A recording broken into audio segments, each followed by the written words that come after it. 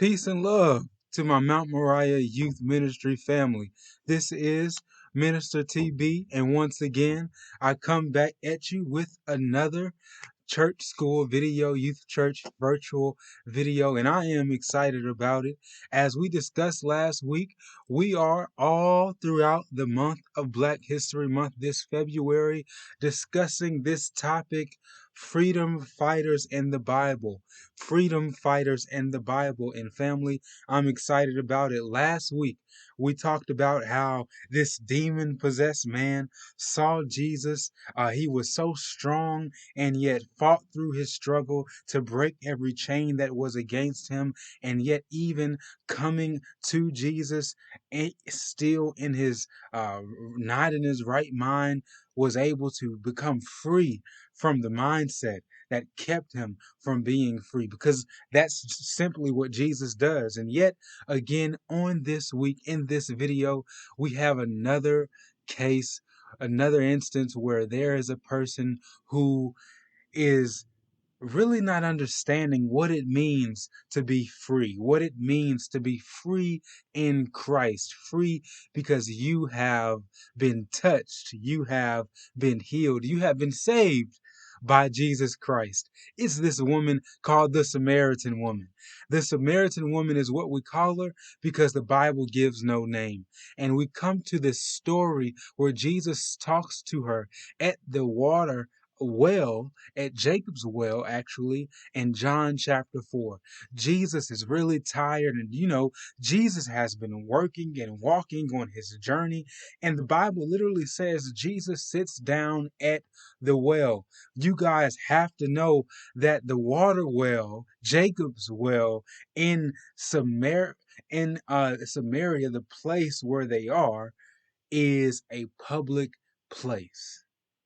This is just like you are one day trying to go to the water fountain when you're at the park or over at school. It is a public place, and Jesus is tired, and Jesus simply begins to chop it up, as I like to say, with this Samaritan woman. And literally in John chapter 4, I believe at verse number 9, the Samaritan woman says, "Wait a second, Jesus.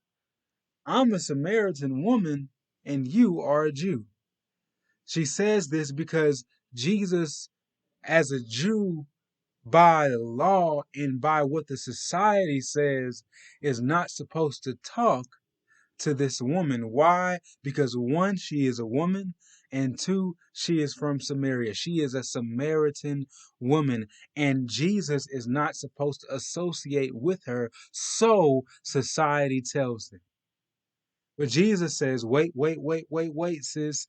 I know what they say. I know that you're a woman and they try to take quality of life from you. I know that you're from Samaria and you're a Samaritan woman, and they try to keep me and you from being friends and interacting with one another. But don't you know that you have access to living water? Y'all are like, what is living water? And literally, that is what the Samaritan woman asked Jesus. She's like, wait a second. What do you mean, Jesus, by living water? And Jesus says, if you knew the gift that you actually have, if you knew that you actually have access to living water, then you would know how free you are. And Jesus begins to explain to her how awesome living water is, and she says, "Where can I go get some of this living water?" And Jesus tells her that, "Hey, your living water is right here." That's basically what he says. And he says to her, "This type of water that you'll get at this well that we're at, yeah, you'll get thirsty. You'll get thirsty again, like 20 minutes later. But this water that you get as a consequence to knowing me, Jesus Christ, how I save, how I heal, how I set you free from any society that might keep me and you from being friends, from any person or power that says that you are not free and you cannot be. No, you're free from that because I am Jesus Christ. and I have come to save you.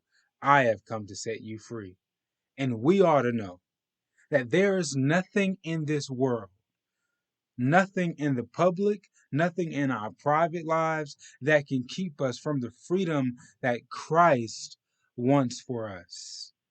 This Samaritan woman did not know what she has access to, but Jesus, being the person that sets us free always, simply lets her know that she has access to living water, eternal living water of freedom that will never allow her to go thirsty ever again because he has set us all free.